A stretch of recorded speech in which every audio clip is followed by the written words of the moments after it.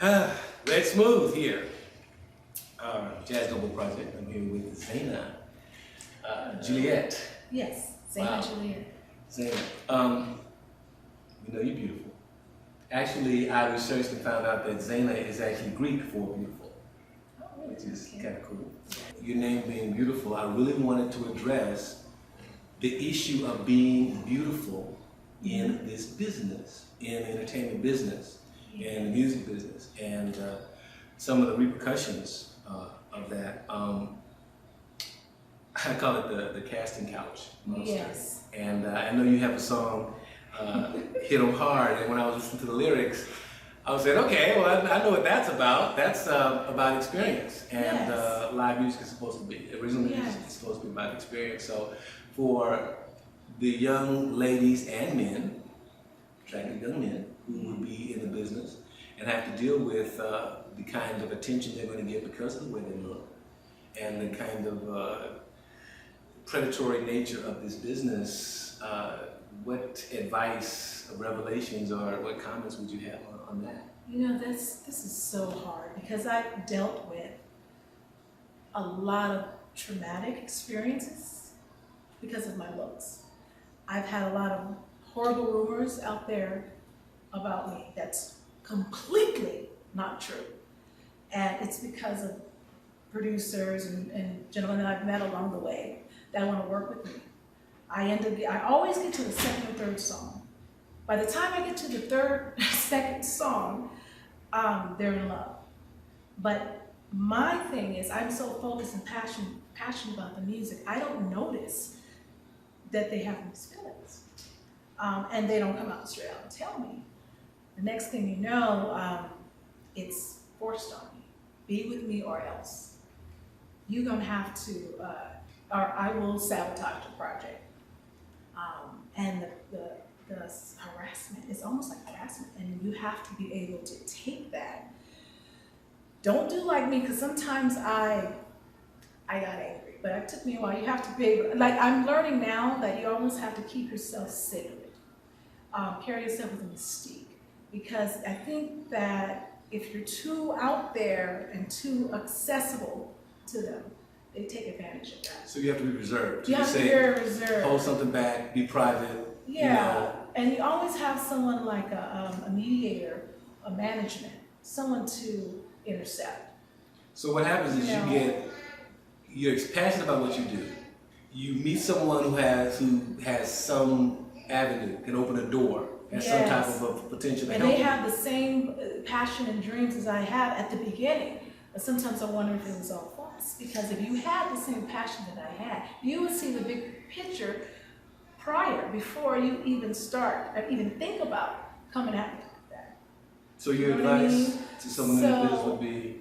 Now you got to pay more attention, because I'm so passionate. I get so on track on the music. I don't look at the things that's happening underneath on the other side. And so that part of it was my fault by not recognizing it. But sometimes I don't pay attention to it. So you would be saying, come in eyes open, realize, look for the signs of this happening. A lot of times I ignore it. Like we were talking business and out of the blue, so what do you think about me? You know, and I just ignore it and go, well, anyway, we need to do this song like this, and I keep it. That's my mistake. And I should have stopped it right then and there. But I wanted so bad, and I had the passion so bad, and I wanted the projects to work out so bad, because I give 200% to their 50. Right.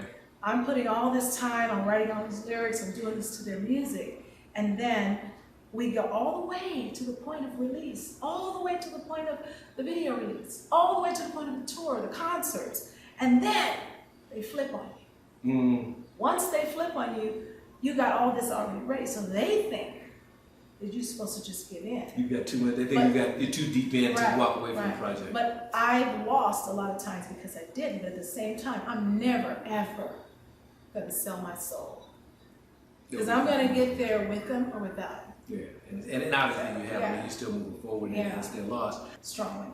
Right. So that's really what I hear. And that's what I see in your performance. And it's funny because on the one hand, there's that Empress warrior thing going on. Yes. But at the same time, when you're with your band, you're not like, it's all about me.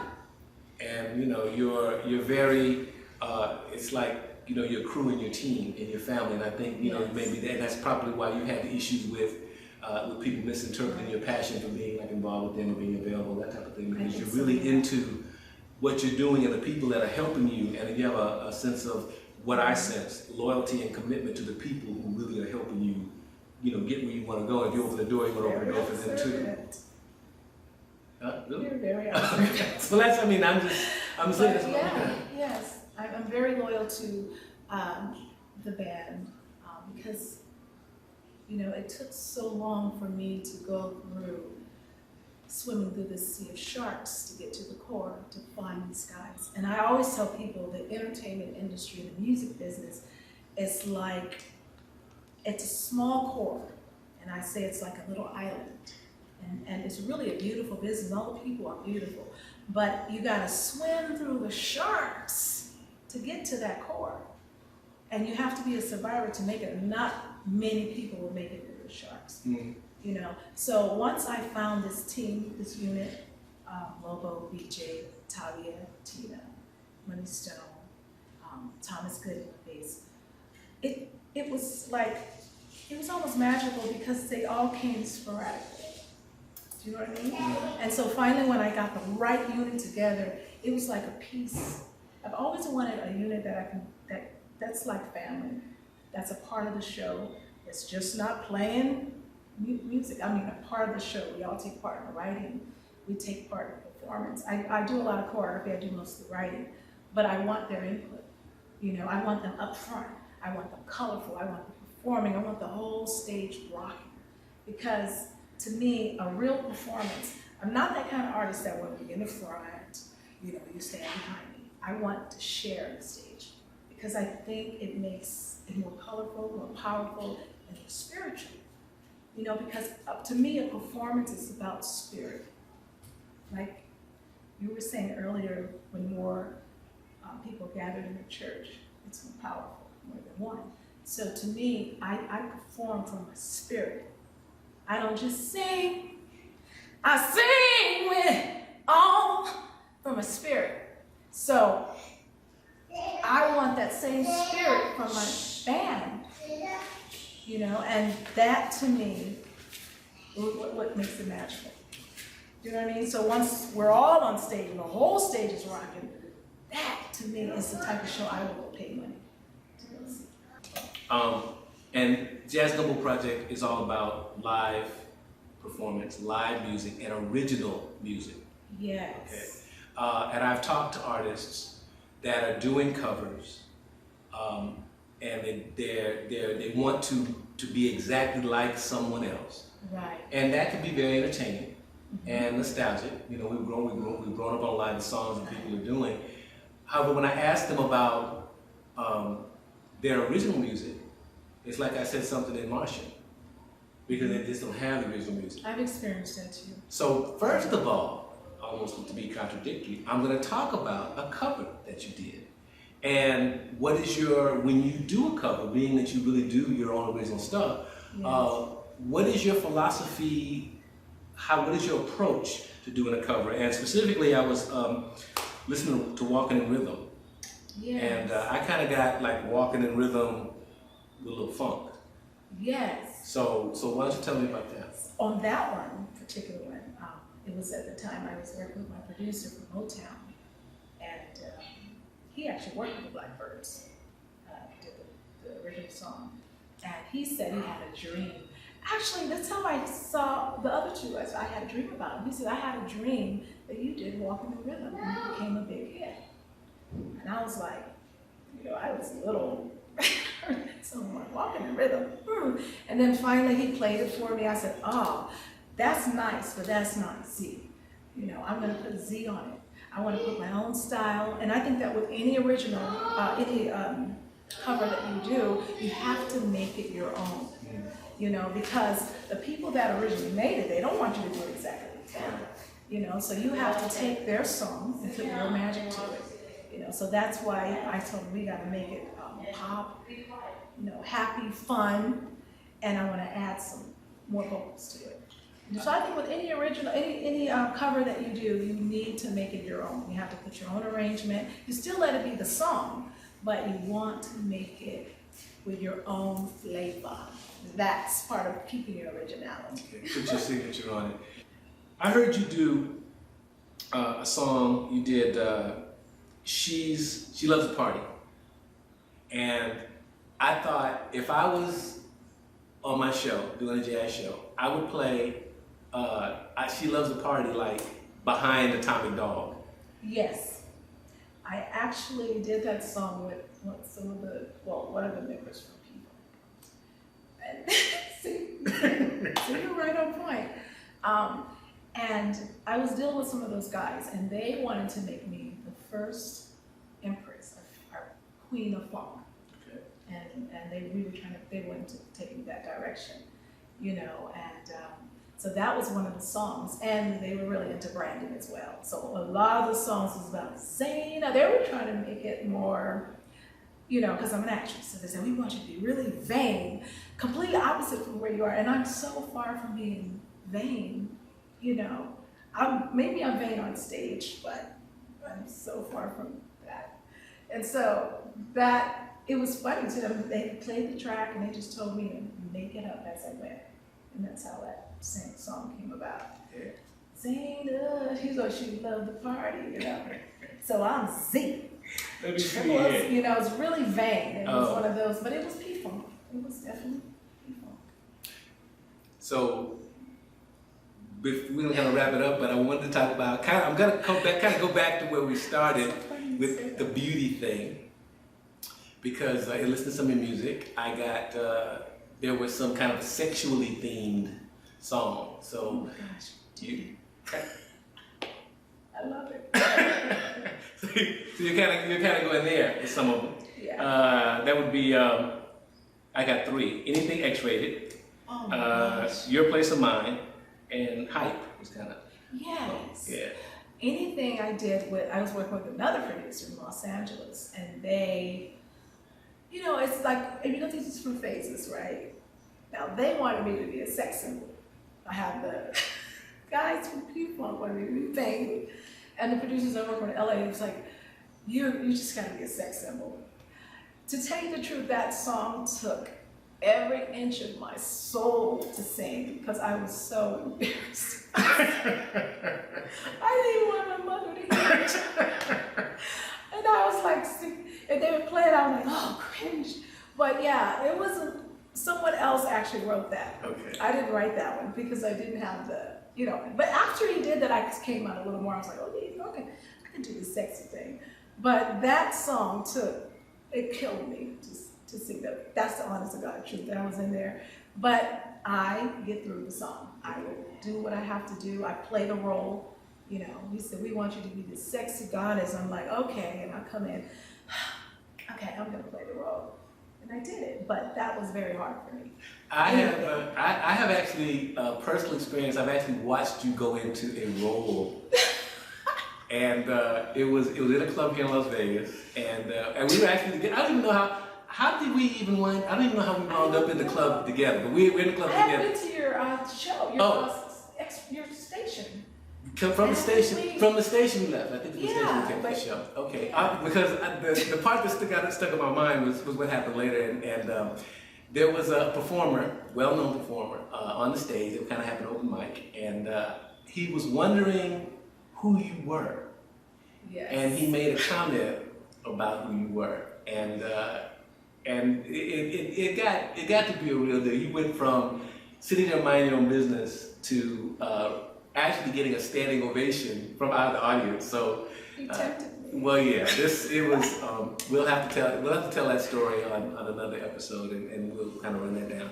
But I want you to look forward to meeting all the individual members of the band, which you call The Tribe. The Tribe. The whole concept of Jazz Gumbo is just like this. I want people to know the entertainers as people. And that includes the leads, but also the musicians, because the show, really, my concept here, our concept of Jazz Gumbo is about musicianship and what it takes. and the dedication and the passion and the things that people go through to stay in the business. And if you're coming into the business, the things you're going to have to kind of work your way through. It takes a lot. It takes, first of all, the love and the passion. When we say passion, it's not something like an idea you get out of your head all of a sudden. It's something that you had in your soul and your spirit since you were a little child. I started at age 5. And by the time I was in 6th grade, I was producing and directing my own television show. So entertainment has always been my passion.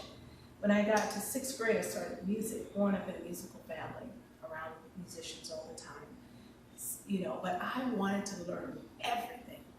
I taught myself how to use all the top of the line programs now, Pro Tools, Sonar, you know, all the things that everyone uses. But I also taught myself how to run a studio in analog at a young age. So I wasn't out at parties, I wasn't clubbing, I wasn't doing any of that. I never even had that life until I was on stage. My whole life, every week of my life, I was on stage or learning the craft of music. And I'm still learning. I got a long way to go and so much to learn, you know, and that was 100 years ago. And I'm still learning. Do you know what I'm saying? Some people think they have the passion, but when they come into a room like this room, and when I'm saying, let me hear you, not who you are portraying, or not who you're impersonating. Let me hear you do music from your soul. That's when they get lost, because they've been doing the impersonations and the imitations for so long till they lose their own creativity. And I think that's where we need to get back. We need to get that back.